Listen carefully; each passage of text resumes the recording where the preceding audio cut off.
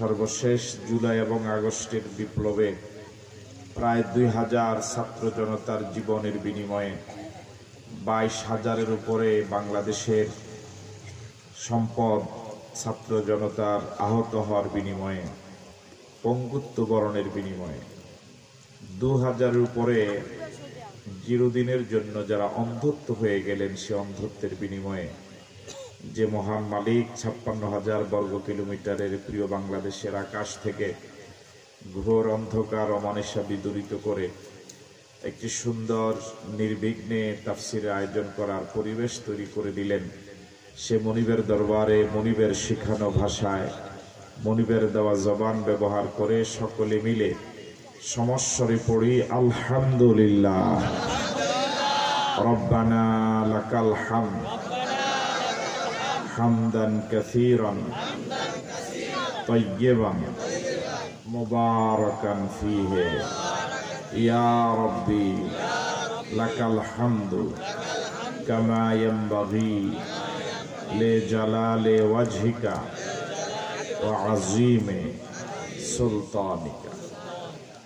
একটা সময় বাংলাদেশে এমন ছিল পরিবেশ যে কোরআন মজিদের তাফসিরের আয়োজন করার জন্য আয়োজক কমিটি অনুমতির জন্য এমন লোকদের কাছে যাওয়ার প্রয়োজন হতো, যেতে বাধ্য হতেন যারা কোরআন মজিদ তেলাওয়াত করতেই জানে না। তাফসিরের আয়োজকেরা একটা সময় এমন নেতাদের কাছে ধর্ণা দিতে বাধ্য হতেন, যেতে বাধ্য হতেন তাফসিরের আয়োজন করার জন্য। আল্লাহর জমিনে আল্লাহর কোরআনের আলোচনা হবে, এটার অনুমতির জন্য কত দুর্ভাগ্যজনক। এমন নেতাদের কাছে যাওয়ার প্রয়োজন হতো যে নেতাদের সিংহভাগ নামাজই পড়ে না। আল্লাহ পাক সে পরিবেশটা অনুকূল করে দিলেন। এটা কি মালিকের ছোট দয়া না বড় দয়া? আওয়াজটা এখনো বড় হয়নি। ছোট দয়া না বড় দয়া? সেই মালিকের দরবারে আরেকবার পড়ি আলহামদুলিল্লাহ। রাসূল করিম সাল্লাল্লাহু আলাইহি ওয়াসাল্লামের প্রতি দরুদ পড়ি, যিনি আমাদের প্রিয় নবী, সর্বকালের সর্বযুগের সর্বশ্রেষ্ঠ নবী। সে নবীর প্রতি আমরা সকলে পড়ছি সাল্লাল্লাহু আলাইহি ওয়াসাল্লাম। শুহাদায়ে কেরামদের আত্মার মাগফিরাত কামনা করে আপনাদের সকলকে আন্তরিক অভিবাদন, সম্ভাষণ, মুবারকবাদ জানিয়ে, যেহেতু তাফসীরুল কোরআন মাহফিল, সে লক্ষ্যে আমরা কোরআন মজিদ থেকে কথা বলার জন্য চেষ্টা করব ইনশাআল্লাহ। সুবহানাকা লা ইলমা লানা ইল্লা মা আল্লামতানা ইন্নাকা আনতাল আলিমুল হাকীম। রাব্বিশ রাহ লি সাদরি ওয়া ইয়াসসির লি আমরি ওয়াহলুল উকদাতাম মিন লিসানি ইয়াফকাহু কওলি। সর্বঙ্গে ব্যথা, ওষুধ দিব কোথা? তাফসির মাহফিলের আয়োজন হয়। তাফসির মাহফিলগুলোর শ্রোতা হিসেবে আমরা যারা আসি, সিংহভাগ শ্রোতা কোরআন মজিদের তেলাওয়াত তো জানি না। এই কথাটা সত্য বললাম না মিথ্যা বললাম? এই জবাবটা তো দিলেন না। সত্য বললাম? যেই ছাত্র প্রাইমারিতে পড়েনি, নুরানি মাদ্রাসা পড়েনি, অক্ষর জ্ঞান নাই, বাংলা রিডিং পড়তে জানে না, এই ছাত্রকে যদি আপনি কোনো কারণে কোনো একদিন ইউনিভার্সিটির কোনো ক্লাসে নিয়ে বসায় দেন, এ কি ক্লাস বুঝবে? কি ভাই, আপনাকে আমার প্রতি রাগ? কথা বলেন না কেন? যে ছেলেটা বাংলা রিডিং পড়তে জানে না, এই যদি ইউনিভার্সিটির কোনো ক্লাসে বসে, সে কি পড়া বুঝবে? ওই শিক্ষক সম্পর্কে তার ধারণা ভালো না, ভালো মন্তব্য করবে না খারাপ মন্তব্য করবে? যে শ্রোতা কোরআন মজিদের তেলাওয়াতই জানে না, অনুবাদ তো পরে, তাফসির তো আরো পরে, এই জাতীয় শ্রোতারাই তাফসির মাহফিলে এসে যখন বসে, তাফসির শোনার পরে মন্তব্য করে যে হুজুরে তাফসির করে নাই, রাজনীতি করছে। কি করছে? এটা কি সমস্যা? কি তাফসিরের না ওনার নিজের? চুলকানি রোগ চিনেন? চুলকানি রোগ ওরা চিনে না মনে হয়, চিনেন? চুলকানি রোগ যখন ছায়াতে থাকে কেউ, তখন এটা এত চুলকায় না। যখন আগুনের কাছে যায় তখন চুলকানি রোগ বাড়ে না কমে? যখন রৌদ্রে যায়, দোষ কি আগুনের না তার নিজের? দোষ কি রৌদ্রের না তার নিজের? আমি আপনাদেরকে বিনয়ের সাথে মনোযোগী হয়ে কথা শোনার জন্য অনুরোধ করছি। বর্তমান পৃথিবীতে সমস্যার অন্ত নেই, রোগের অভাব নাই। একটা মাহফিলে ৩-৪ জন মেহমান দাওয়াতি থাকেন, ১-১.৫ ঘন্টা করে কথা বলেন। এই ৫-৬ ঘন্টা কথা দিয়ে তো আর গোটা ইসলামকে কোনোভাবে বোঝানো যাবে না। এই জন্য আলোচকগণ যে সমস্যাটাকে বেশি জটিল মনে করেন, ওই সমস্যার বিষয়ে ১-১.৫ ঘন্টা কথা বলে বিদায় নেন। এটাই যৌক্তিক, এটাই স্বাভাবিক। আমার বিবেচনায় বর্তমান পৃথিবীতে যতগুলো বড় সমস্যা আমাদের বাংলাদেশ সহ, গেটে যে সকল ভাইরা দাঁড়ান, বসার ব্যবস্থা তো আছে, হয় বসেন, না হলে গেটটা ছেড়ে দেন।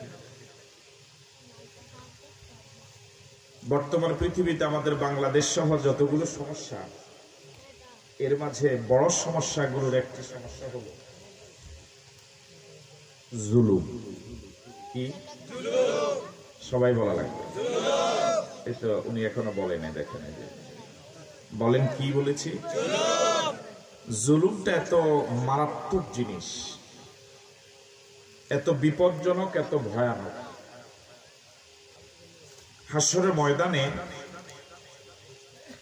পশু পাখির, চার পায়ে জানোয়ারের, প্রাণী জগতের কোনো আমলের হিসাব হবে না। ওদের আমল নামা লেখার কোনো ব্যবস্থাও নাই। দুকাদের 2 ফেরেশতা গরু ছাগলের নাই, আছে? ওদের আমল নামা ডান হাতে বাম হাতে আসার এই ব্যবস্থাপনাও নাই। ওদের কোনো হিসাবই হবে না। ওদের জন্য জান্নাতও নাই, জাহান্নামও নাই। যাদের জন্য জান্নাত নাই, জাহান্নাম নাই, আমল নামার কোনো হিসাব নাই, ওদেরও জুলুমের বিচার হবে। মনোযোগ আছে আপনাদের? কোন প্রাণী যদি অন্য কোন প্রাণীর প্রতি জুলুম করে দুনিয়াতে, এটারও বিচার পরকালে।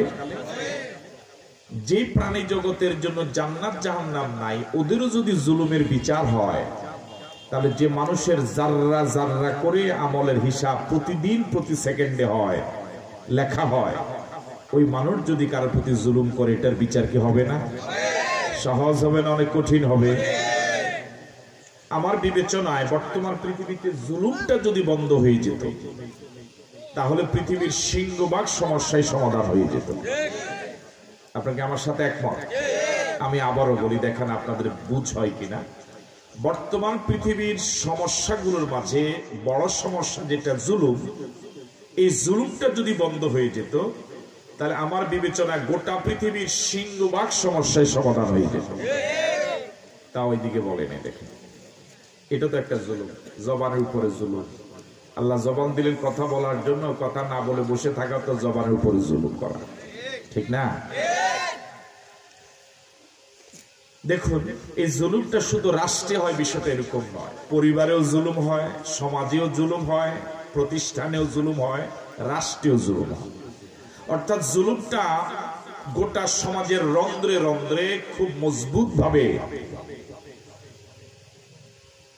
বদ্ধমূল হয়ে গেছে। আমি 2-একটা উদাহরণ দিই, দেখুন আপনাদের সাথে মিলে কিনা।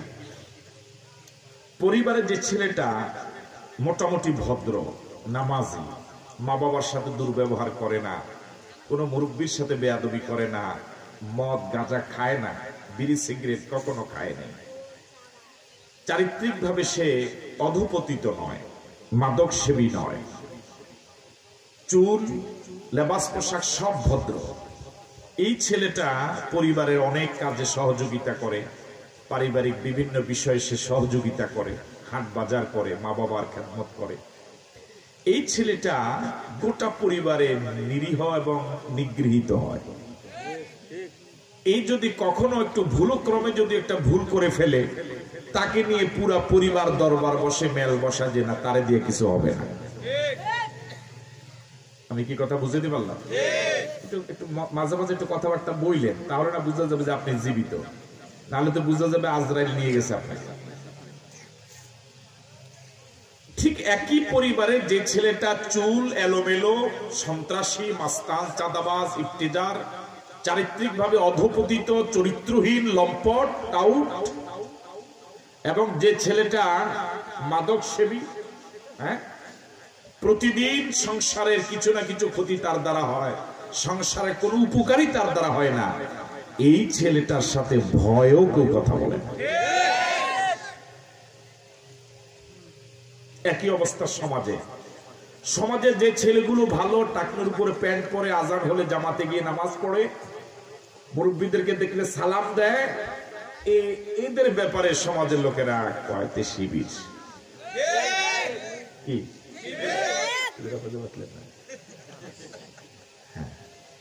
আবার যারা সন্ত্রাসী, মাস্তান, চাঁদাবাজ, ইফতেজার, মাদক সেবী, এর ব্যাপারে না, ছেলে একটা, এর দ্বারা কিছু হইল। আমি কি কথা সত্য বললাম?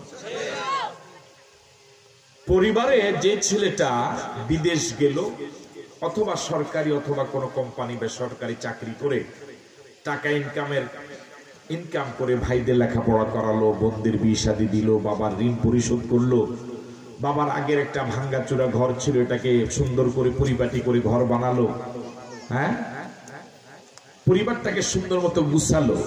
যে ছেলেটার এত অবদান পরিবারের প্রতি, এই ছেলেটা একটা সময় পরিবারে এত অবহেলিত হয়, তাকে কেউ দেখতে পারে না। আর এই ভাইয়ের টাকা দিয়ে বিড়ি কিনে, সিগারেট কিনে যে ছেলেটা খায়, সংসারে 1 টাকাও যে ঋণ কি পরিশোধ করে নাই, কোনো অবদান নাই, এ যা বলে মা বাবা সহ, ভাই বোন সহ সবাই তার কথাই শোনে। তাহলে আমাদের পরিবারগুলো এখনো 16 আনা অপরাধ মুক্ত, জুলুম মুক্ত হতে পারে না। যে পুত্রবধূ, ছেলের বউ সংসারিক কাজে এমন আন্তরিক ভাবে কাজ করে, শ্বশুর শাশুড়ির খেদমত করে, সাংসারিক কাজ করতে করতে সাজগুজ করার সময় পায় না, বিনোদন করার সময় পায় না, এই পুত্রবধূকে কেউই দেখতে পারে না। যে পুত্রবধূ সকাল 10টায় ঘুম থেকে উঠে, এর সবাই পছন্দ করে। কথা কয় ঠিক?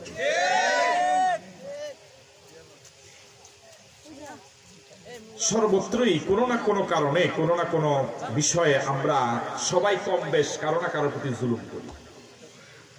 যে প্রতিষ্ঠানে যে শিক্ষক হক আদায়ের চেষ্টা করে, নিয়মতান্ত্রিক ভাবে চলার চেষ্টা করেন, প্রতিষ্ঠানের কখনো অনিয়ম করেন না পারতপক্ষে, এই শিক্ষকের যদি কোনো একদিন 5 মিনিট পরে একটু দেরিতে যায়, সব অফিস তার বিরুদ্ধে সরগরম।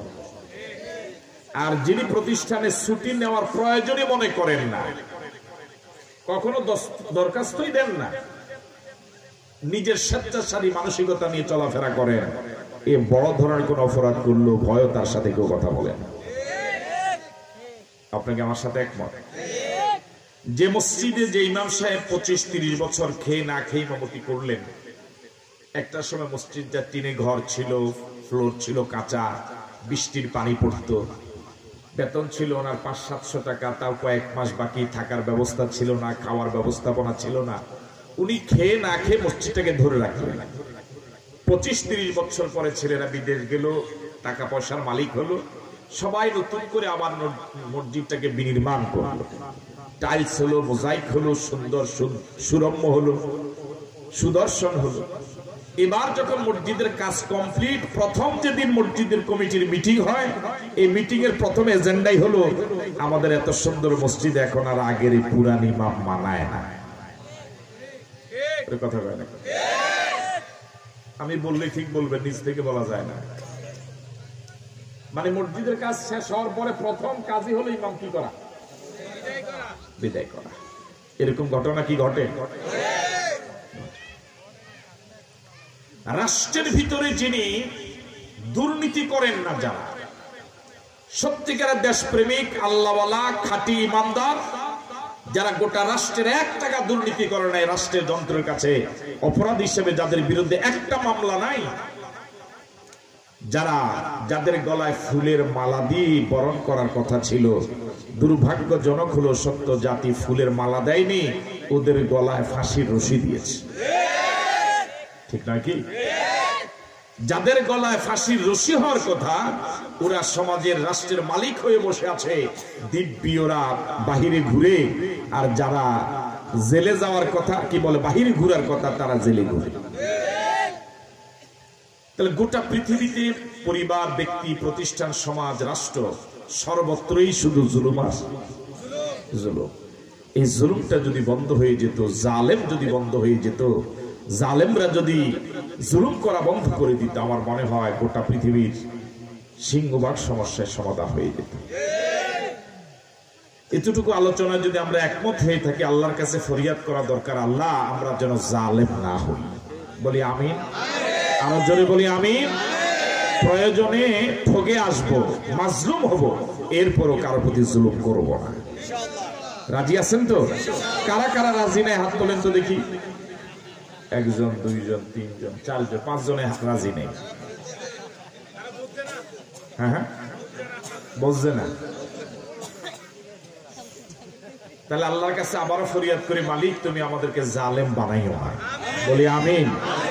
আমরা মাজলুম হব, কিন্তু এরপরও জালেম কারো প্রতি জুলুম করব না, বিন্দু পরিমাণ জুলুম যেন কারো প্রতি না করে আল্লাহ আমাদেরকে তৌফিক দান করে। বলি আমিন। আরো জোরে সরে বলি আমিন। আমরা শুরুতে একটা অতি পরিচিত সূরা, সূরা ইউসুফ আপনাদের কাছে তেলাওয়াত করেছি কিছু আয়াত। কোরআন মজিদের অতি পরিচিত সূরাগুলোর একটি। এই সূরাতে আয়াত রয়েছে 111। কত আয়াত? 111। রুকু রয়েছে 12টি। কয়টি রুকু? 12টি। এই সূরার ক্রমিক নাম্বারও 12। কত নাম্বার সূরা? এই সূরাটি মাক্কি সূরা। কি সূরা? মাক্কি সূরা। আমি আবারও বলি, আয়াত 111, রুকু 12, ক্রমিক নাম্বার 12, সূরাটি মাক্কি, সূরার নাম ইউসুফ। বলতে পারবো তো ইনশাআল্লাহ? বলুন সূরার নাম ইউসুফ। কয়েকজনে বলে ইউসুফ একজন মানুষের নাম হতো, এটাও তো বলতে পারে না। সূরার নাম আরো জোরে বলুন, আরেকবার বলুন। আয়াত, রুকু, ক্রমিক নাম্বার, সূরাটি মাক্কি না মাদানী? এবার এভাবে বলুন, কোরআন মজিদের 12 নম্বর সূরায় কয়টি আয়াত, কয়টি রুকু? এই সূরাটি মাক্কি না মাদানী? এবার যাদেরকে আল্লাহ জবান দিয়েছেন সবাই একসাথে বলুন সে সূরাটির নাম। 111 আয়াত সম্বলিত সূরার 23 নম্বর আয়াত থেকে আমরা তেলাওয়াত শুরু করেছি। হযরত ইউসুফ আলাইহিস সালাম তিনি সৌন্দর্যের পিরামিড ছিলেন। গোটা পৃথিবীর অর্ধেকটা সৌন্দর্য যদি আল্লাহ রাব্বুল আলামিন তাকে সৃষ্টি করেছিলেন। সুবহানাল্লাহ। শিশুকালেই তিনি জুলুমের শিকার হলেন। এই জুলুমটা শুধু এই যুগে নয়, এটা আগেও ছিল। শিশুকালে হযরত ইউসুফের প্রতি যারা জুলুম করেছে তারা ওনার অপরিচিত কেউ নয়, দূরের কেউ না, একদম কাছের, একদম ঘরের নিজের ভাইরা। কোনো অন্যায় ছিল না। হযরত ইউসুফ বেগুনা ছিলেন, মাসুম ছিলেন, নিষ্পাপ ছিলেন, নিরপরাধ ছিলেন। এই নিরপরাধ শিশু ইউসুফকে ভাইয়েরা জুলুম করে, ষড়যন্ত্র করে অন্ধকার কূপে ফেলে দিয়েছিল, জীবনটা শেষ মনে করে যে ওর জীবন আর বাঁচার কোনো সুযোগ নাই। আল্লাহ রাব্বুল আলামিন বণিক দলের মাধ্যমে অন্ধকার কূপ থেকে হযরত ইউসুফকে উত্তোলন করে মিশরের বাজারে বিক্রির ব্যবস্থা হলো। মিশরে হযরত ইউসুফকে যিনি কিনলেন তিনি গরিব কেউ না, বরং মিশরের বাদশা ছিলেন। মিশরের বাদশা হযরত ইউসুফকে দেখেই তার চারিত্রিক গুণাবলী, চেহারার সৌন্দর্য, আচার ব্যবহার, মার্জিত ব্যবহার, এগুলো দেখে তিনি বিমোহিত হলেন যে এই ছেলেটা তো বিক্রি হওয়ার মতো ছেলে না, নিশ্চয়ই ছেলেটা কোনো ষড়যন্ত্রের শিকার হয়েছে, কোনো জালেমের কবলে পড়েছে। তিনি তার স্ত্রীর কাছে, রানীর কাছে গিয়ে বললেন, দেখো যদিও আমি টাকা দিয়ে কিনেছি, ছেলেটার প্রতি তুমি কেনা গোলামের মতো আচরণ করবে না, আমার মনে হয় ছেলেটা কোনো জুলুমের শিকার। ধীরে ধীরে ওই রাজপ্রাসাদে হযরত ইউসুফ বড় হতে লাগলেন। যৌবনে ভরা ইউসুফ, ওই রাজ রানীর কুনজর পড়েছে হযরত ইউসুফের প্রতি। নাউজুবিল্লাহ বললেন। হযরত ইউসুফকে বসে আনবার জন্য, অনুগত বানাবার জন্য, কর্মী বানাবার জন্য, তার কথা শুনতে বাধ্য করার জন্য ওই রানী অনবরতই হযরত ইউসুফের পিছনে লেগে আছে, সলাহ দিচ্ছে, পরামর্শ দিচ্ছে, ষড়যন্ত্র করছে। কোনোভাবে হযরত ইউসুফকে বসে আনতে পারছিল না। আসলে মাজলুমদের কপালটা এমনই, যে জায়গায় যায় ওই জায়গায় জালেমরা পিছনে পিছনে ঘুরে। নিজের বাড়িতে ছিলেন, ওখানেও ভাইদের জুলুমের শিকার হলেন, রাজপ্রাসাদে আসলেন, এখানেও ষড়যন্ত্র এবং জুলুম থেকে মুক্ত হতে। এটা মাজলুমদের কপাল। আল্লাহ রাব্বুল আলামিন সে কথাই বলছেন যে রাজরানী ইউসুফ আলাইহিস সালামকে সলা দিয়েছিল, কুপরামর্শ দিয়েছিল, সব দোষ নিজের। এরপরও দেখবেন কিছুক্ষণ পরেই সব দোষ নিজের হওয়ার পরেও এই রাজরানী হযরত ইউসুফ আলাইহিস সালাম নিরপরাধ, ওনার ঘাড়েই সবটা দোষ চাপাইয়া দিছে। বর্তমান পৃথিবীতে তো এই জাতীয় রানী আছে, কথা বলে না কেন? আপনার কি কথা এইভাবে বলবেন, আছে না নাই? এত অপরাধ করার পরেও ওরা জাতির উদ্দেশ্যে বলে, জাতির কাছে আমার জিজ্ঞাসা যে আমার দোষটা কি? হ্যাঁ, আমার দোষটা অপরাধ। আল্লাহ রাব্বুল আলামিন বলেন ওয়ারাওয়াদাতুহুল্লাতী হুয়া ফী বাইতিহা আন নাফসিহি ওয়া গাল্লাকাতিল আবওয়াব। হযরত ইউসুফ নবী যে ঘরে লালিত পালিত হচ্ছিলেন, ওই ঘরের মহিলা হযরত ইউসুফ আলাইহিস সালামের পিছনে সলা দেওয়া শুরু করেছে। নিজ থেকে সপরণিত হয়ে সময় দেওয়া শুরু করেছে। দীর্ঘদিন সময় দিচ্ছিল, সলা দিচ্ছিল, কুপরামর্শ দিচ্ছিল, কোনোভাবেই হযরত ইউসুফকে বসে আনতে পারছিল না। এই কারণে যত দিন যায় ওই রানীর মেজাজ তত ঠান্ডা হয় না, গরম হয়। কেন?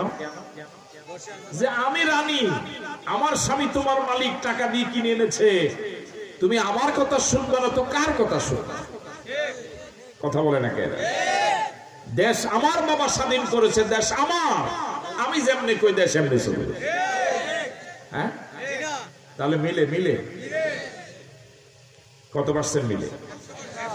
আপনারা তো 100% জবাব দেন না এখানে। কত পার্সেন্ট মিলে? তাহলে পৃথিবীর সব জালেমদের চরিত্র এক। হলুদ, হলুদ চিনেন? সারা পৃথিবীতে সব হলুদের কালার কয় রকম? লবণ কয় রকম? চিনির মিষ্টি কয় রকম? সারা পৃথিবীতে সব জালেমদের নাম আলাদা, সময় আলাদা, কিন্তু চরিত্র একরকম, খাসিয়ত একই রকম। হাজার হাজার বছর আগে মিশরের ওই রানী সলা দিয়েছিল মাসুম বেগুনা ইউসুফকে জুলুম করার জন্য নিজ ঘরে থেকে। আর বাংলাদেশের এই রানী ষড়যন্ত্র করছে এখন পাশের দেশে গিয়ে। দেশে থাকতেও করছে, সলা দিছিল, এখন সলা দেয় ষড়যন্ত্র কি নেই? ওয়াগাল্লাকাতিল আবওয়াব, ওয়াগাল্লাকাতিল আবওয়াব, ওয়াগাল্লাকাতিল আবওয়াব। মিশরের সে রানী হযরত ইউসুফকে মুরিদ বানাতে না পেরে, কর্মী বানাতে না পেরে, অনুগত বানাতে না পেরে, সব চেষ্টার পরেও যখন কর্মী বানাতে পারলো না, অনুগত বানাতে পারলো না, তার ক্ষমতা যদ্দূর ছিল অদ্দূর সে দেখায় দিল। রাজপ্রাসাদের যতগুলো দরজা ছিল সব দরজাগুলো বন্ধ করে দিয়েছে। নাউজুবিল্লাহ বললেন। আছেন আপনারা এখানে? কিভাবে জবাব দিলে এই কথা আমি আলোচনা করবো, কিভাবে বুঝিলেন? ওয়াগাল্লাকাতিল আবওয়াব। মিশরের সে জালেম রানী এক ইউসুফকে আটকাবার জন্য রাজপ্রাসাদের সব দরজাগুলো বন্ধ করে দিয়েছিল। তাফসিরে মুফাসসিরগণ বলেন ওই রাজপ্রাসাদে মোট 12টা দরজা ছিল। কয়টা? এর জালেম কয়টা দরজা বন্ধ করেছে? যদি 20টা দরজা থাকতো কয়টা বন্ধ করত? তার মানে ক্ষমতা যদ্দূর ছিল অদ্দূর দেখায়। হাজার হাজার বছর আগে এক ইউসুফকে আটকাবার জন্য ওই জালেম রানী যেভাবে সব দরজাগুলো বন্ধ করে দিয়েছিল, হাজার হাজার বছর পরে আমাদের দেশের রানীও ইউসুফদের উত্তরসূরিদেরকে আটকাবার জন্য, হক্কানি পীর মাশায়েখ ওলামায়ে কেরাম ইসলামী আন্দোলনকে আটকাবার জন্য সব দরজাগুলো বন্ধ করে দিয়েছিল। কেন্দ্র থেকে শুরু করে রোড লেভেল পর্যন্ত কোন অফিস খোলা ছিল না। মিছিল, কথা বলে না কেন, মিটিং, সমাবেশ, 3-4 জন মসজিদে বসে কথা বলতো, সেখান থেকে জঙ্গি এবং গোপন বৈঠকের অজুহাতে গ্রেফতার করা হতো। আল্লাহর যে বান্দাদেরকে অন্যায় মামলা দিয়ে রায় দিয়ে দুনিয়া থেকে বিদায় করে দেওয়া হলো, তাদের জানাজাটা পর্যন্ত বন্ধ করে দিয়েছিল। গায়েবানা জানাজা পড়ার অপরাধে গ্রেফতার করে বাংলাদেশে জেলে ঢোকানো হয়েছিল। বাবার জানাজা পড়েছিল ছেলে, সেখান থেকে গুম করে আয়না ঘরে নিয়ে 8 বছর রেখেছিল। ঠিক নয় কি? এমনকি ফেসবুকে স্ট্যাটাস দেওয়া বন্ধ ছিল। আব্রাহার ফাহাদ বুয়েটের মেধাবী ছাত্র, আগামীর বাংলাদেশ। এই ছেলেটার কি অপরাধ ছিল? শুধু ভারতের বিরুদ্ধে একটা স্ট্যাটাস দিয়েছে, সারা রাত তাকে বাই রোটেশন পর্যায়ক্রমে একদল নির্যাতন করে ওরা ক্লান্ত হয়ে যায়, আরেক দল নতুন করে আসে, এভাবে বাই রোটেশন নির্যাতন করে ছেলেটাকে মেরে ফেলেছে। এই হলো বাংলাদেশ। ওয়াগাল্লাকাতিল আবওয়াব, হাজার হাজার বছর আগে ওই রানী যেভাবে ইউসুফ আটকাবার জন্য সব দরজাগুলো বন্ধ করে দিয়েছিল, হাজার হাজার বছর পরে ওই রানীর যোগ্য উত্তরসূরি রানীও ইউসুফদের উত্তরসূরিদেরকে আটকাবার জন্য সব দরজাগুলো বন্ধ করে দিয়েছিল। খোলা ছিল না, বন্ধ ছিল। ওয়াকালাত হাইতানা, হযরত ইউসুফকে আটকাবার জন্য সব দরজাগুলো বন্ধ করে এবার ওই রানী বলছে, হে তোমাকে বলছি, কাম হিয়ার, এদিকে আসো। উদ্দেশ্য ভালো না খারাপ? হযরত ইউসুফ বড্ড বিপদে পড়ে গেলেন।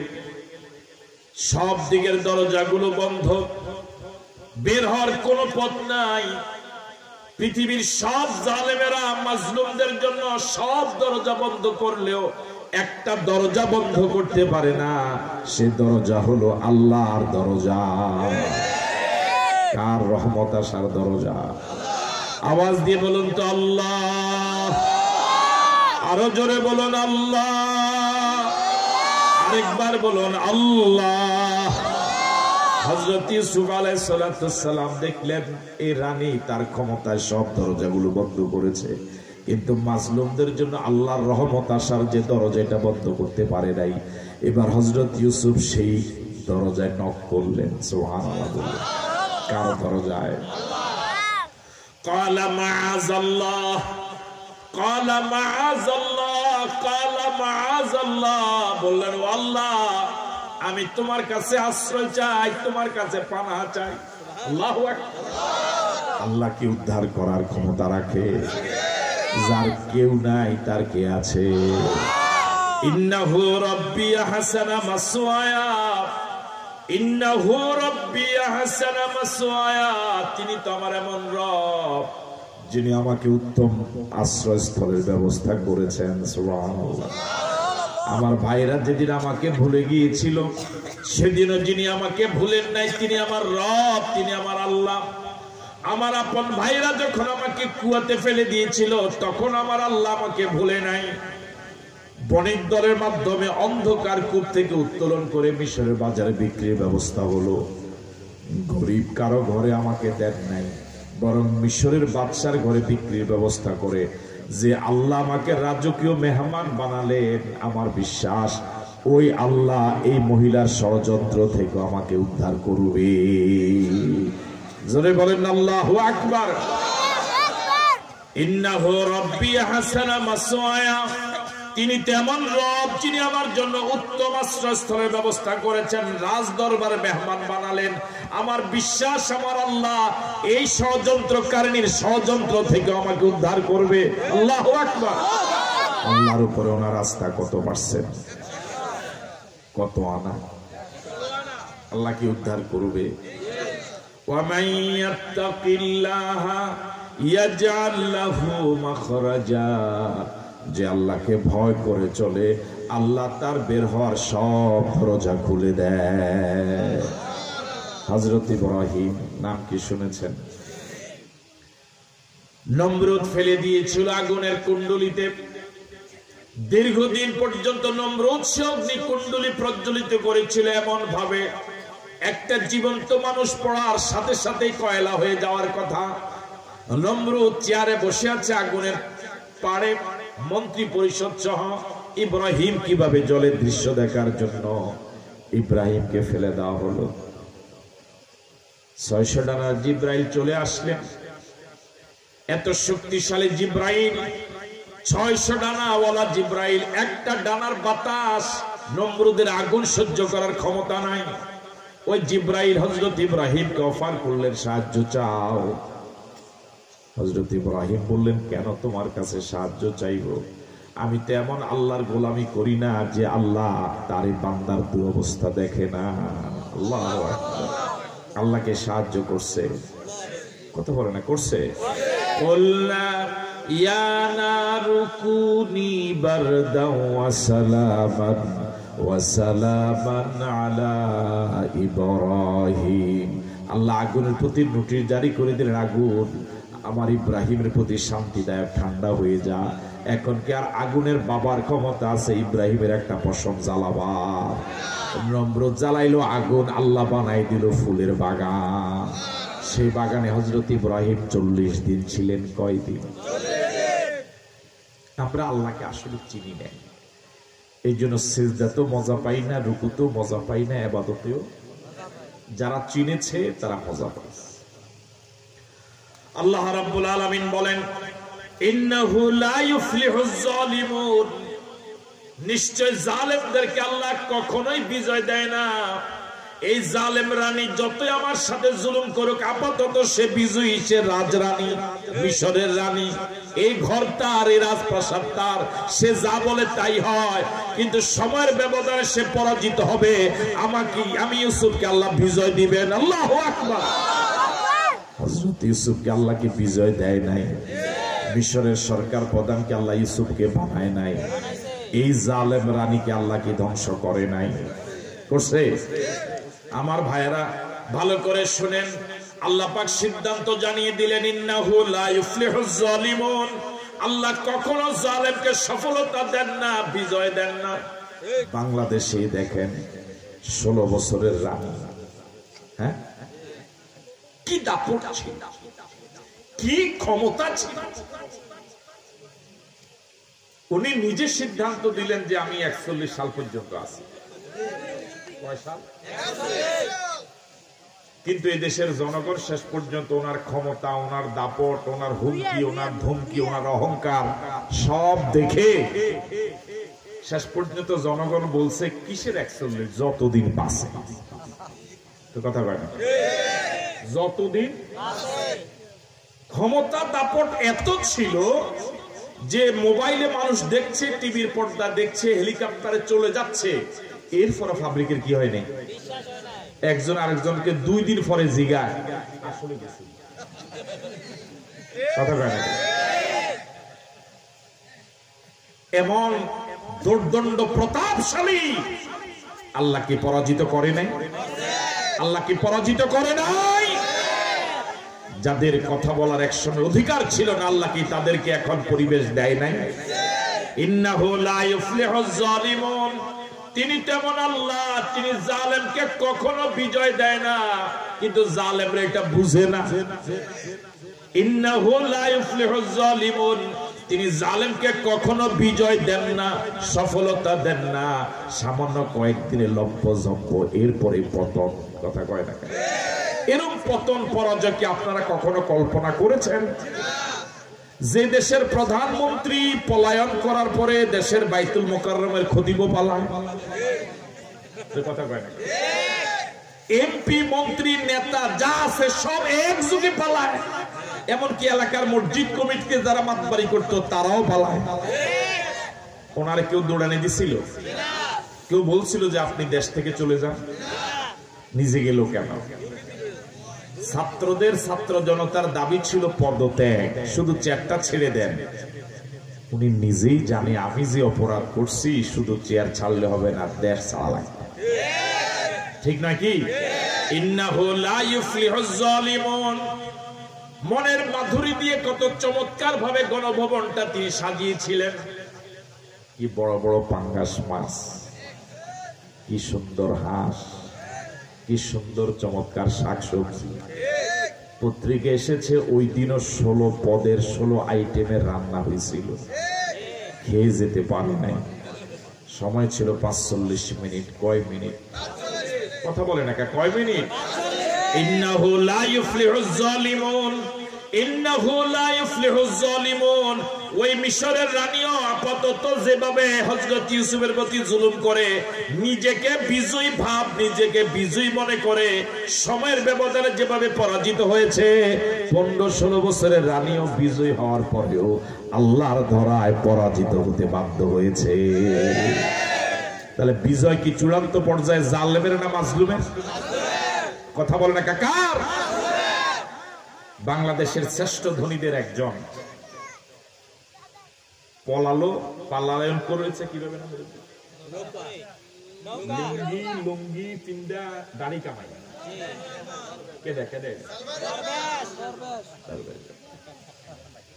কোস্ট গার্ড কিন্তু 2 জনকে চিনে নাই। চিনছে কয়জন? একজনকে চিনছে। দেখেন বন্ধু কারে বলে। একজনের চিনে ওনারা নিয়ে রওনা হয়েছে। উনি কয় ঠিক না? হায়রে দুনিয়া, কি দুর্দণ্ড প্রতাপ ছিল। আমরা জানতাম মানুষ বিপদে পড়লে ভালো হয়। একটা সময় নামাজ পড়তো না, এখন অসুখ বিসুখ বিপদে পড়ে নামাজ ধরে। আগে দাঁড়ি ছিল না, এখন দাঁড়ি রাখে। কিন্তু একমাত্র ওরাই দেখলাম বিপদে পড়লে দাঁড়ি কামায়। ঠিক নাকি? বাংলাদেশের শ্রেষ্ঠ সন্তান, তাফসীর জগতের মুকুটহীন সম্রাট, তাফসীর জগতের যিনি কিংবদন্তি ছিলেন, গোটা পৃথিবীর তাওহীদি জনতার হৃদয়ের স্পন্দন মাথার তার যিনি ছিলেন, শহীদ আল্লামা দেলাওয়ার হোসেন সাঈদী। 4000 পৃষ্ঠার মিথ্যা রচনা লেখা হয়েছিল তাকে ফাঁসির রায় দেওয়ার জন্য।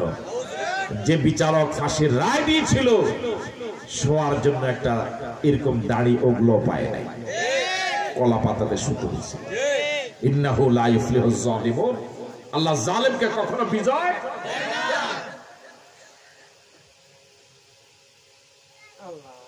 ইন্নাহু লা ইউফলিহুজ জালিমুন, ইন্নাহু লা ইউফলিহুজ জালিমুন, ইন্নাহু লা ইউফলিহুজ জালিমুন। আল্লাহ জালেমকে কখনো বিজয় দেয় না। এই জন্য বিনয়ের সাথে বলি, আমার ভাইয়েরা, যারা আমাদেরকে ভুল বুঝেন, আমাদের কথাগুলোকে যারা নিজের গায়ে নিয়ে খারাপ ভাবেন, আজ হোক কাল হোক, আপনার নেত্রী, আপনার মুরব্বী যেভাবে আপনাকে রেখে পালায়ে গেছে, হাসরে ময়দানও আপনার কোনো উপকারে আসবে না। হাসরে ময়দানে যখন বিপদে পড়বেন, আজকে বিপদে পড়েছেন, আজকে যেমন আপনার কোন নেতা আপনার পাশে নাই, আপনার নেত্রী আপনার পাশে নাই, আপনি একা। হাসরে ময়দানে তখন বুঝবেন যে আমরাই আপনাদের কাছের বন্ধু ছিলাম।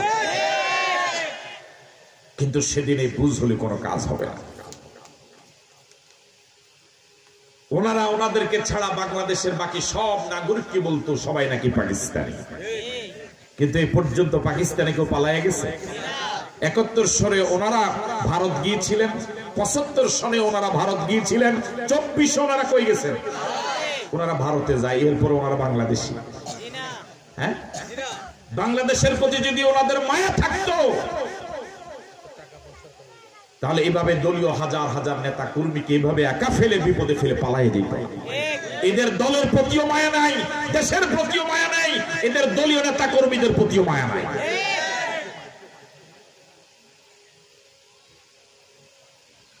ইন্নাহু লা ইউফলিহুজ জালিমুন ওয়ালাকাদ হাম্মাত বিহি ওয়া হাম্মা বিহা লাউলা আন রাআ বুরহানা রাব্বিহি কাযালিকা লিনাসরিফা আনহুস সুআ ওয়াল ফাহশা।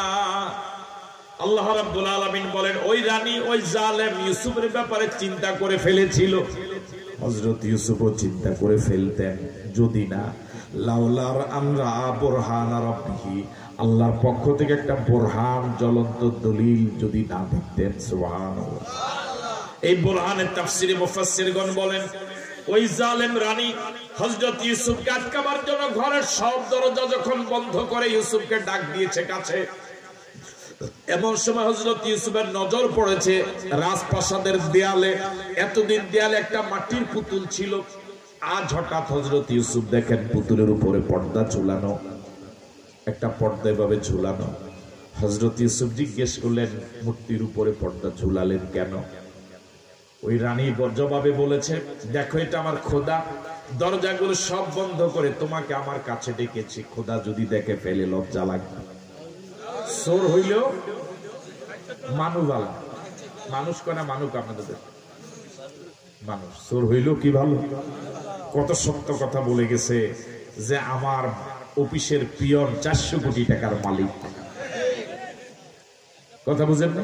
চোর হইলেও কত সত্য কথা বলছে যে 400 কোটি টাকার মালিক। হেলিকপ্টার ছাড়া তো যে দেশের প্রধানমন্ত্রীর অফিসের পিয়ন 400 কোটি টাকার মালিক, হেলিকপ্টার ছাড়া চলে না, ওই দেশের প্রধানমন্ত্রী কত গরিব। কথা কয় না?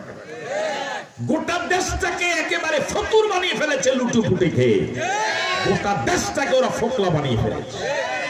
পত্রিকা আপনারা দেখেছেন কিনা জানি না, একজন লোকের বাড়ি পাওয়া গেছে পৃথিবীর বিভিন্ন দেশে 620টা। 620টা বাড়ি। এটা কি ওর বাবার টাকা? কার টাকা?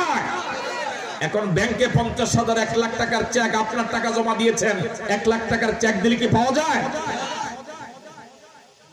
এরা দেশটাকে পরিমাণ ধ্বংস করলো, ওরা হয়ে গেল দেশপ্রেমিক। আর যে হুজুরের 1 টাকা দুর্নীতি করে নাই, ওরা হয়ে গেল দেশের শত্রু। দেশটা খাইছে হুজুরেরা, দেশটা হুজুরেরা খাইছে। 5 বছর মন্ত্রী ছিল হুজুরেরা, 1 টাকা দুর্নীতি করে নাই।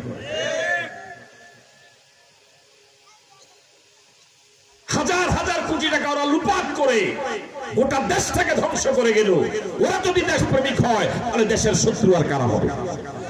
এরা জাতির শত্রু, এরা দেশের শত্রু। আঙ্গুল ফুলে কলা গাছ হয়েছে মাত্র অল্প কিছু মানুষ, এই অল্প কিছু মানুষ গোটা দেশটাকে ধ্বংস করে গেল। কর্মীরা যে কর্মী, সেই কর্মী রয়ে গেল। জনগণ যে গরিব, সেই গরিবই রয়ে গেল।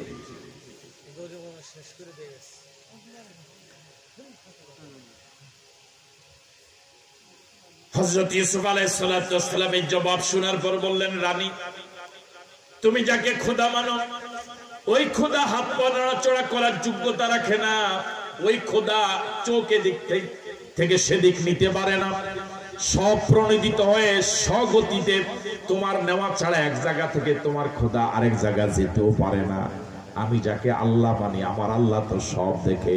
তুমি এরকম একটা নির্জীব নিজের হাতে বানানো মাটির পুতুলকে যদি এরকম ভয় করো, আমি ইউসুফ আমার আল্লাহকে কি পরিমাণ ভয় করা দরকার? জোরে বলেন না আল্লাহু আকবার। আল্লাহ রাব্বুল আলামিন বলেন, ওয়াস্তাবাকাল বাবা ওয়া কাদ্দাত কামিসাহু মিন দুবুরিন ওয়া আলফায়া সাইয়্যিদাহা লাদাল বাব। আল্লাহু আকবার। দরজাগুলো খোলা না বন্ধ? আপনাদের জবানও তো বন্ধ। জবাব, দরজা খোলা না বন্ধ? ওয়াস্তাবাকাল বাব। হযরত ইউসুফ আলাইহিস সালাম আল্লাহর উপরে ভরসা করে বদ্ধ দরজাগুলোর দিকে দৌড় দিয়েছিলেন। আল্লাহু আকবার। আল্লাহ রাব্বুল আলামিন এক এক করে সব দরজাগুলো খুলে দিয়েছিলেন। সুবহানাল্লাহ। সে আল্লাহ এখন আছে না নাই? এই আয়াত আমাকে আপনাকে শিখায় মাসআলা হলো, যে জায়গায় গুনাহ হওয়ার সম্ভাবনা, ওই জায়গায় ইমানদার সময় দিতে পারবে না, ওই জায়গা থেকে দ্রুত সরে যেতে হবে। বুঝে আসছে কথা?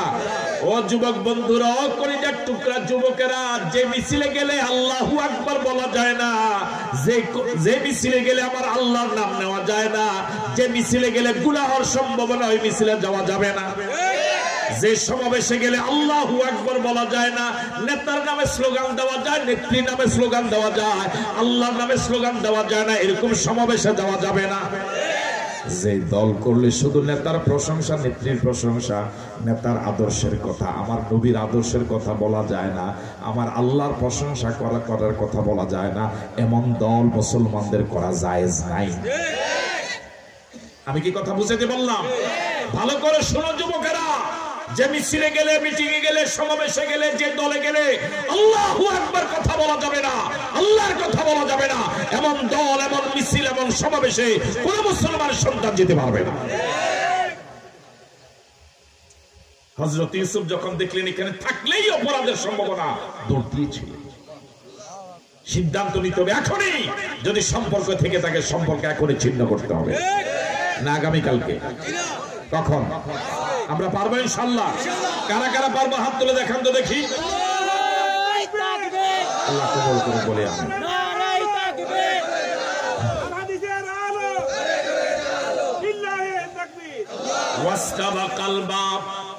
হযরত ইউসুফ আলাইহিস সালাম দৌড় দিয়েছিলেন। এবার আপনাদের কাছে প্রশ্ন, ওই রানী দৌড় দিবে না দাঁড়িয়ে থাকবে? হ্যাঁ, যদি আকল থাকে তাহলে দৌড় দিবে না, যদি কমন সেন্স থাকে তাহলে কি দিবেন? চিন্তা করবে যে এতদিন পিছনে সময় দিলাম, সলা দিলাম অনুসারী বানাতে, দরজাগুলো বন্ধ করলাম তাও আটকে রাখতে। এবার যদি তার আকল থাকে, কমন সেন্স থাকে, তাহলে এবার অন্তত সে আর দৌড় দিবে না, দাঁড়িয়ে যাবে যে থাক। ঠিক নয় কি? কিন্তু পৃথিবীর সব জালেমেরা ব্যাককল হয়। কি হয়? পৃথিবীর সব জালেমেরা কমন সেন্সহীন হয়। যদি কমন সেন্স থাকতো তাহলে যাওয়ার 3-4 দিন আগে আপনারা নিষিদ্ধ করে যায় না। ঠিক আছে কথা? এবার ওই রানীও দৌড় দিয়েছিল। রানীও এবার বলেন দৌড় দিল কয়জন? এই তো জবাব নাই। কয়জন? 2 জন পুরুষ। ও কয় 2 জন মহিলা পেলে? 1 জন পুরুষ, 2 জন জালেম, 2 জন মাজলুম। 1 জন জালেম, 1 জন মাজলুম। বলেন জালেম পিছনে না মাজলুম পিছনে? জালেম পিছনে, মাজলুম। তাহলে বুঝা গেল এই আয়াত আমাকে আপনাকে শেখায় তাফসীর হলো, মাজলুমেরা জালেমের অত্যাচার থেকে বাঁচতে চেয়ে যত দ্রুতই দৌড় দেখ, যত চেষ্টাই করুক, জালেমেরা মাজলুমের পিছ ছাড়ে না। জালেমেরা সব সময় মাজলুমদেরকে পিছনে লেগেই থাকে। 16 বছর লাগছিল না? লাগে না? 16 বছর আপনাদের পিছনে যত সময় দিছে, নিজের দলের পিছনে এত সময় দেয় না। 16 বছর ভারতের জন্য যত মায়া কান্না হয়েছে, নিজের দেশের জন্য এত মায়া কান্না হয়নি।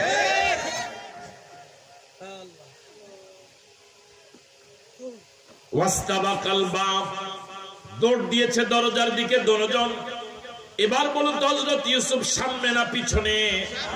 হ্যাঁ, এই আয়াত আমাকে আপনাকে শেখায় মাজলুম শারীরিকভাবে যত দুর্বলই হোক, নৈতিকভাবে তারা শক্তিশালী।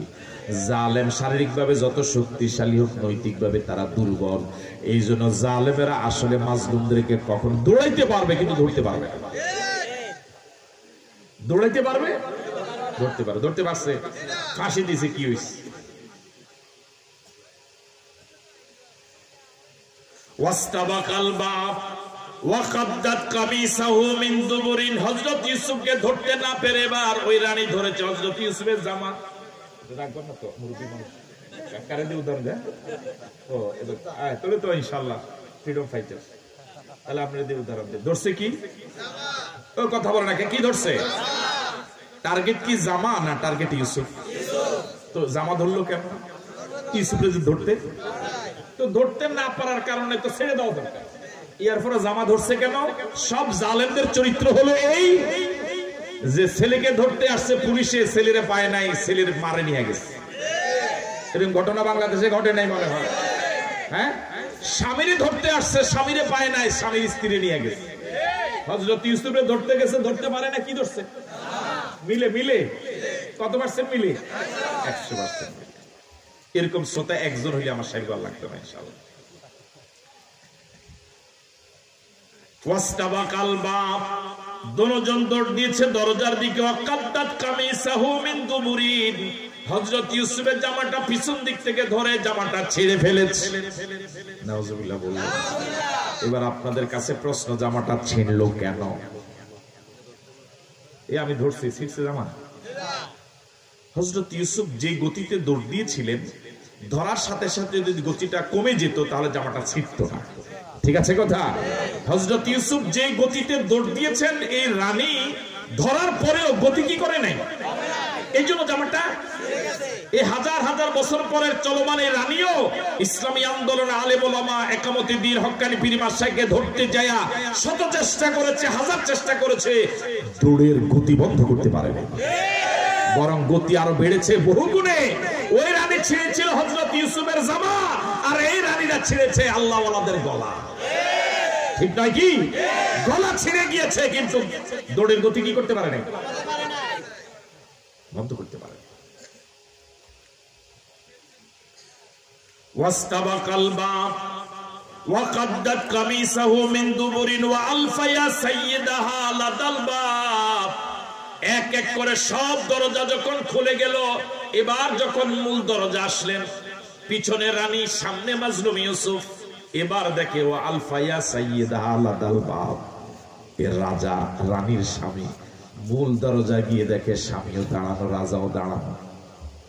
জিয়ানো বাঘের বর মজাইয়া দেহে কে রাজা।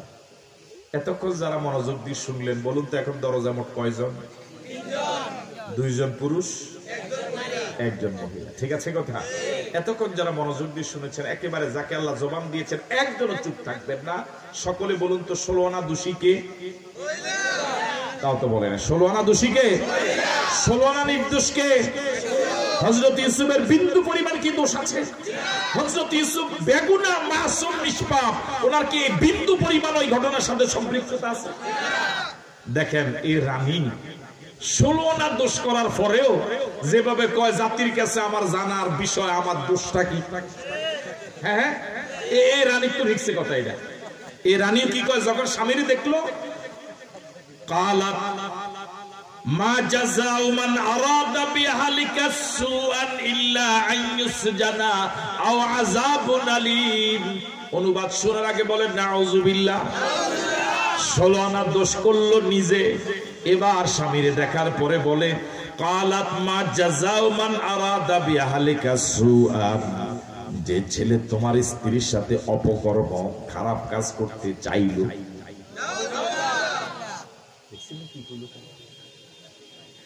কথাটা যা শুরু করছে সত্য না মিথ্যা? কত পার্সেন্ট মিথ্যা? ডাহা মিথ্যা কথা, কাঁচা মিথ্যা কথা। তাহলে পৃথিবীর জালেমের এরকম মৃত্যু কথা বলে না কা? পৃথিবীর জালেমের এর থেকে বড় মারাত্মক মিথ্যাবাদী। কালাত মা জাযাউ মান আরাদা বিআহলিকা সুআন, যে তোমার পরিবারের সাথে অন্যায় কাজ করতে চাইলো, তার ব্যাপারে আমার রায় হলো ইল্লা আন ইউসজানা, তাকে জেলে ঢুকানো হোক। নাউজুবিল্লাহ বললেন না? কিসের রায় দিয়ে দিল? জেলের। কিসের? এবার বলুন তো, জেলে যাওয়ার মতো কোন অপরাধ কি হযরত ইউসুফ করছে?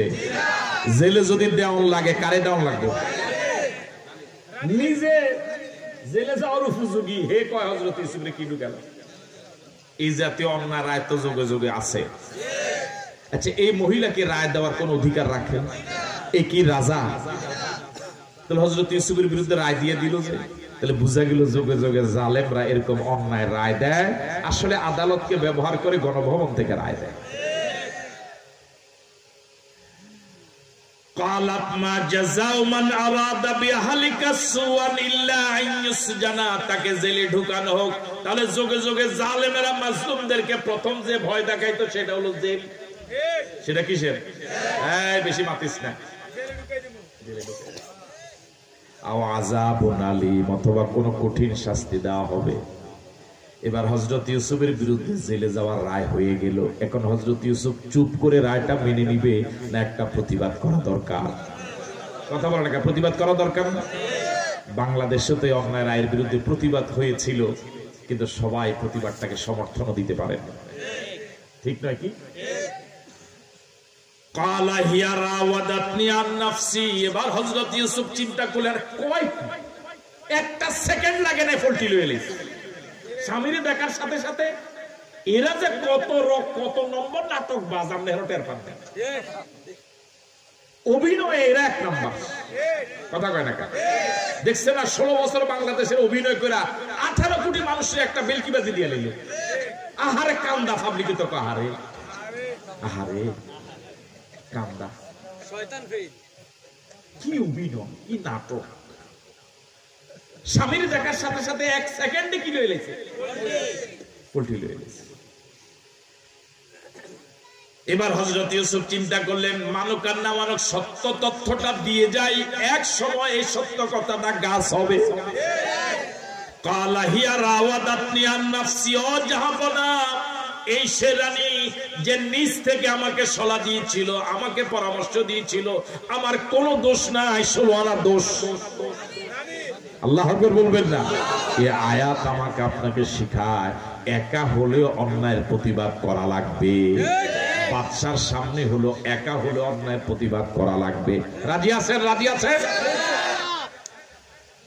এখন বাদশা পড়ে গেল দুশ্চিন্তায়। ওয়া শাহিদা শাহিদুন মিন আহলিহা, বাদশা এখন বিপদে পড়ে গেল, দুশ্চিন্তা পড়ে গেল। স্ত্রী বলে ইউসুফ দোষী, ইউসুফ বলে স্ত্রী দোষী, কোন সাক্ষীও নাই। এই ঘরে একটা ছোট্ট শিশু ছিল যে দোলনায় দুলতে ছিল, এখনো জবান খোলে নাই। ওই রানী ওই মূর্তির উপরে পর্দা ঝুলিয়েছিল যেটা হাত পা নড়াচড়া করতে জানে না। এই ছোট্ট শিশু যে দোলনায় দুলতে ছিল, যদিও জবান খোলে নাই, কিন্তু হাত পাও তো কি করে, চোখ তো নাড়াচাড়া করে। রানী এটার উপর কি দেয় নাই? হ্যাঁ, এই কাপড় না দিছে, এইটাও সাক্ষী হয়ে গেছে নিজের বিরুদ্ধে। আল্লাহু আকবার বলবেন না?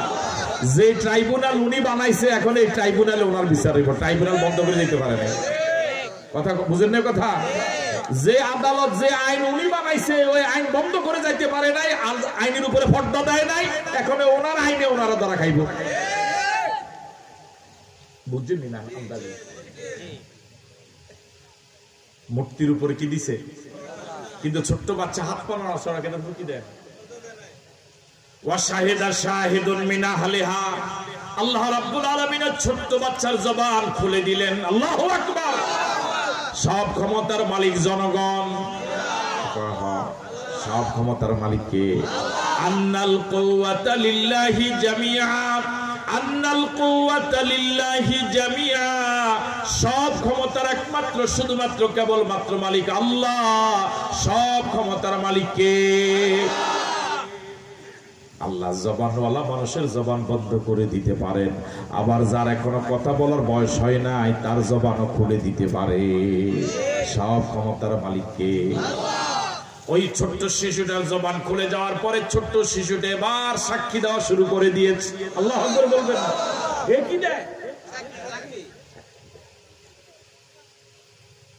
কল্পনা করে নেই যে কি দিবে। সাইদি সাহেবের সাক্ষী ছিল, কি নাম?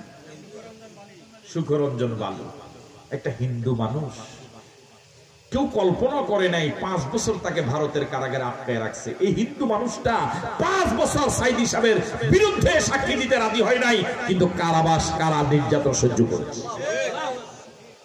সাইদি সাহেবের জানা যায় ওনার এলাকায় ছেলেটা, এই লোকটা লক্ষ লক্ষ মানুষের সামনে বলেছে সাইদি সাহেব অপরাধ করেনি। ওরা কল্পনা করে না যে একটা হিন্দু মানুষ এভাবে একজন আলেমের পক্ষে এইভাবে সাক্ষী দিবে। আল্লাহ। ওয়া শাহিদা শাহিদুন মিন আহলিহা। এবারে ছোট্ট শিশুরা সাক্ষী হয়ে এবার বলে, রাজাকে এবার বলতেছে, ইন কানা কমিসুহু কুদ্দা মিন কুবুলিন। ও জাহাপনা, জীবনে তো বহু মাতবাড়ি করেছেন, গোটা দেশ চালান, পরিবার চালাইতে পারেন না। কথা কয় না? এবার হযরত ইউসুফের জামাটা একটু উলট পালট করে দেখেন। হুজুরদের জামা দেখলে তো মেজাজ এতদিন বহু গরম করতেন, এখন জামাটা একটু উলট পালট করে দেখেন। ইন কানা কামিসুহু কুদ্দা মিন কুবুলিন, যদি দেখেন জামাটা সামনে ছিঁড়া। কোন জায়গায়? কি রে ভাই, রাগ করছেন আপনারা? ফাসাদাকাত, তাহলে আপনার স্ত্রী সত্যবাদী। ওয়া হুয়া মিনাল কাযিবিন, ইউসুফ মিথ্যাবাদীদের একজন। যদি জামা কোন দিকে ছিঁড়া থাকে। আর ওয়াইন কানা কামিসুহু কুদ্দা মিন দুবুরিন, আর যদি দেখেন জামাটা সামনে নয়, জামাটা পিছনে ছেঁড়া। কোন জায়গা ছিঁড়া? তাহলে ফাঁকা জাবাব, তাহলে আপনার বউ মিথ্যুক, রানী হইলেও অহুয়া মিনাস সাদিকিন। হযরত ইউসুফ গরিব মানুষ, কেনা গোলাম হলেও, মাজলুম হলেও তিনি সত্যবাদী। বাংলাদেশে বহু গরিব মানুষ আছে, রিকশাওয়ালা, ঠেলাওয়ালা, কুলি, শ্রমিক মানুষ, 3 বেলা পেট পুরি খেতে পারে না, কিন্তু 1 টাকা দুর্নীতি করে না, চুরি করে না।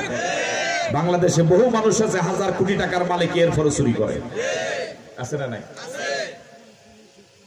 আমার দেশের যে রিকশাওয়ালা ছেলে মেয়ে, তারাও বাবার পরিচয় দেয়, সাহস করে, গর্ব করে, আমার বাবা রিকশাওয়ালা। তার কারণ সে জানে আমার বাবার টাকার মধ্যে অবৈধ টাকা নেই। যারা হাজার হাজার কোটি টাকা দুর্নীতি করে, লুপাট করে বা ধরা পড়লো, আমার মনে হয় তারা পরিচয় দিবে না যে এই দরবেশ আমার বাবা। এই জীবন থেকে এই মানের দুর্নীতিগ্রস্ত দুর্নীতি পরায়ণ মন্ত্রী এমপি থেকে সৎ একজন রিকশাওয়ালার জীবন অনেক ভালো। আমি বুঝতে পারি না, মনে হয় দুর্নীতিগ্রস্ত লম্পট লুটেরা চোর ডাকাত মানের মন্ত্রী এমপি থেকে দুর্নীতি মুক্ত সৎ নির্ভীক খাঁটি দেশপ্রেমিক ইমানদার একজন রিকশাওয়ালা অনেক দামি।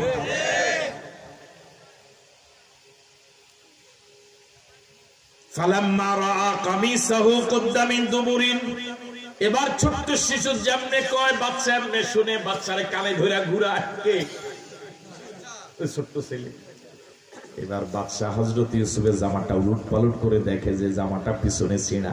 কোন দিকে ছিঁড়া? আল্লাহু আকবার পরে কইেন। জামাটা কোন দিকে ছিঁড়া? জামাটা যদি পিছনে ছিঁড়া হয় তাহলে সত্যবাদী কে? মিথ্যাবাদী কে? ফালাম্মা রাআ কামিসাহু কুদ্দা মিন দুবুরিন, রানী যেভাবে স্বামীকে দেখে রাজাকে দেখে এক সেকেন্ড সময় নেয় নাই, পল্টি নিয়ে ফেলেছে, নিজের দোষ ইউসুফের কান্দে দিয়া দিছে, ঠিক রাজাও যখন দেখলো জামাটা পিছনে ছিঁড়া এক সেকেন্ড দেরি করে নাই, সত্য রায় দিয়া দিছে। জোরে করেন আল্লাহু আকবার। ফালাম্মা রাআ কামিসাহু কুদ্দা মিন দুবুরিন, যখন দেখলেন জামাটা পিছনে ছিঁড়া, ক্বালা ইন্নাহু মিন কাইদিকুন্না, বাদশা এক সেকেন্ড দেরি করে নাই, রায় দিয়া দিল, ও রানী এটা তোমাদেরই ষড়যন্ত্র। আল্লাহু আকবার। ইন্নাহু মিন কাইদিকুন্না, এটা তোমাদেরই ষড়যন্ত্র। এখন আপনাদের কাছে প্রশ্ন, বাদশার বউ কয়জন? রানী কয়জন? বাদশা বলা দরকার ছিল এটা তোমার ষড়যন্ত্র। বাদশা কি তোমার ষড়যন্ত্র বলছে না তোমাদের ষড়যন্ত্র বলছে? যারা মাদ্রাসা পড়েছেন তারা বুঝবেন, এখানে উনি বলেছেন কুন্না, এটা তোমাদের ষড়যন্ত্র। কুন্না মানে বহু বচন, ঠিক আছে কথা? তো বউ একজন, কুন্না কইল কেন? যদি তোমার ষড়যন্ত্র কইতো তাহলে আমগো দেশের ইজ্ঞা বাদ পড়ি যায়। তো কথা কয় না কেন? আমগো দেশের ইজ্ঞা জন্য এত জুলুম করার পরে ইজ্ঞাজ কেমনে বাদ পড়ে যায়? ইজ্ঞা বাদ পড়ে গেল তো এটা অন্যায় হইব। এই জন্য ইজ্ঞা যেন কি না পড়ে, বাদ না পড়ে, এই জন্য কইছে কুন্না। এই জাতীয় ইসুফদের বিরুদ্ধে ষড়যন্ত্রকারিণী মহিলা শুধু তুমি একাই না, তোমার যোগ্য উত্তরসূরি খলিফা মুরিদ যুগে যুগে পৃথিবীতে আরো আসবে।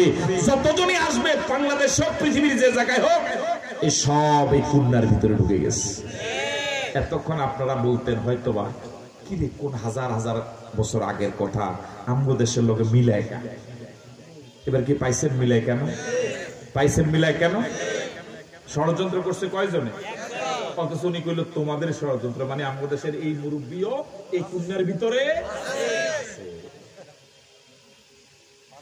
ইন্না কাইদাকুন্না আযীম, ইন্না কাইদাকুন্না আযীম, ইন্না কাইদাকুন্না আযীম, তোমাদের ষড়যন্ত্র বড়ই মারাত্মক। দুই ভাই যদি ঝগড়া লাগে, এই ঝগড়া মিট করা সহজ, দেন দরবার করেন না, কিন্তু দুই ভাইয়ের বউ যদি ঝগড়া লাগে, এটা এত সোজা সহজে কি করা যায় না, ভাঙা যায় না। ইন্না কাইদাকুন্না আযীম, তোমাদের ষড়যন্ত্র বড়ই। আমাদের বাংলাদেশে ঢাকায় রাজধানীতে দুই মুরব্বী যদি নারী না হইয়া যদি পুরুষ হইতো, বাংলাদেশে এত বিপদ হইতো না।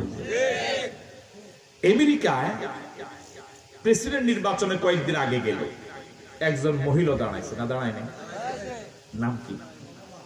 কমলা হ্যারিস। এর আগেও একজন মহিলা দাঁড়িয়েছিল, হিলারি ক্লিন্টন। হিলারি ক্লিন্টনকে তারা প্রেসিডেন্ট বানাইছে? কমলা হ্যারিসকে প্রেসিডেন্ট বানাইছে? কমলা হ্যারিসের সাথে তারা যাকে প্রেসিডেন্ট বানাইলো, গোটা পৃথিবীর মানুষ জানে এ আধা পাগল। কি নাম? কি? Donald Trump. এর চলাফেরা কথাবার্তা পৃথিবীর মানুষ মনে করে এ সুস্থ নাকি, কিন্তু আমেরিকার মানুষ মনে করে যে একজন নারী থেকে একটা আধা পাগল পুরুষ অনেক বালা। ঠিক আছে কথা?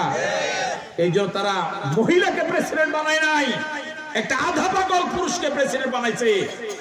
এটা পৃথিবীর মানুষের জন্য শিক্ষণীয়। আমরা পারলাম।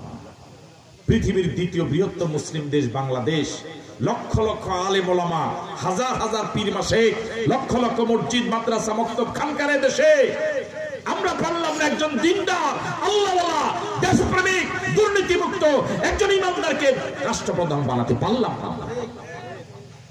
এটা জাতির জন্য দুর্ভাগ্য। জাতি যতদিন না এই সচেতনতা ফিরে না পাবে, যতদিন না জাতি ঘুমন্ত অবস্থা থেকে সজাগ না হবে, ততদিন কপালে আরো দুর্গতি আছে। আমরা কি চাই আমাদের বাংলাদেশ দুর্নীতি মুক্ত হোক, আমাদের বাংলাদেশ বৈষম্য মুক্ত হোক? তাহলে মানুষের আইন দিয়ে সম্ভব নয়, আইন লাগবে কার? আরো জোরে বলেন কার? আমরা কি চাই আমাদের বাংলাদেশ কোরআনের আইন দিয়ে চলুক? এটা কি চাই? কারা কারা চাই দু হাত তুলে দেখান।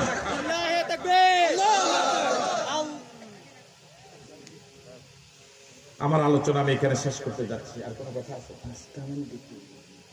হ্যাঁ হ্যাঁ জি, আমরা এখনই মোনাজাত করবো। মোনাজাতের আগে মাহফিল কমিটি একটু আপনাদের কাছে যাবে, প্রত্যেকে একটু পকেটে হাত দেন, তাদেরকে একটু সহযোগিতা করেন। একজন উঠবেন না, আপনি দিতে না পারেন অন্তত একটু বসেন। সর্বোচ্চ 5 মিনিটের ভিতরে আমরা ইনশাল্লাহ বিদায় হব।